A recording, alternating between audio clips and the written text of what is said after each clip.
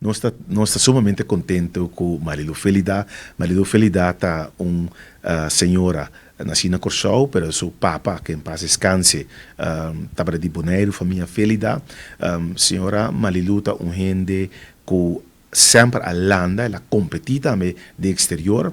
E via de Chong Teodora, um outro colega de partido, não sei se reconheci com Marilu, nós saímos diferente conversação. Finalmente, Marilu avisa nós que tem de estar ajudando uma organização local aqui na Bonaire, pero me não que ajuda barrio só, passou toda a organização de barrio, me que ajuda inteiro Bonaire. E pensei, lesando nos programas de ação, ela sente isso mesmo chamar para virar parte do MPB e nós estamos canando trajecto de formação, qual que é mês, onde com Chong Teodora, onde com Mazarela Janssen, onde com a escola, está via de comissão criando diferente training para liderar de MPB, mas também de mais liderar de Interbonairo.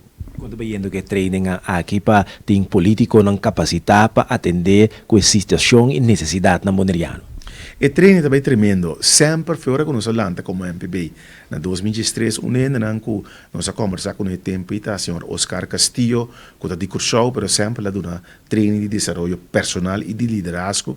E ele disse não sei que ele para contribuir com o MPB, para sobretudo com o MPB, um partido sério. E ele disse também que tem um débito com o Bonaire, de como pessoa, seu mentor, está Miguel Purier, que em paz descanse. Miguel Purier a forma senhor Oscar Castillo como líder na questão político, mas também a formação de governação sério, da seca senhor Miguel Purier Lanheta. Seca Oscar Castillo, Miguel Purier, nos filosofia de partido Alanta, que nos avisa, que nos IPP de pueblo y no para puesto placa poder ni prestigio. Pues nos estamos sumamente contentos con el trayecto de training que está ganando ahora que trove, pero también 2023 viene arriba, nos está treinando cada vez de nuevo de nuestro ciclo de formación, nos está treinando gente y no está quedando en desarrollo personal y liderazgo, nos está metiendo training de historia, cultura, cooperación, consejo consular, cooperación en colegio ejecutivo, diferente otro training más, nos está viendo ya siendo nos lideran, tiene un quadro de referência igual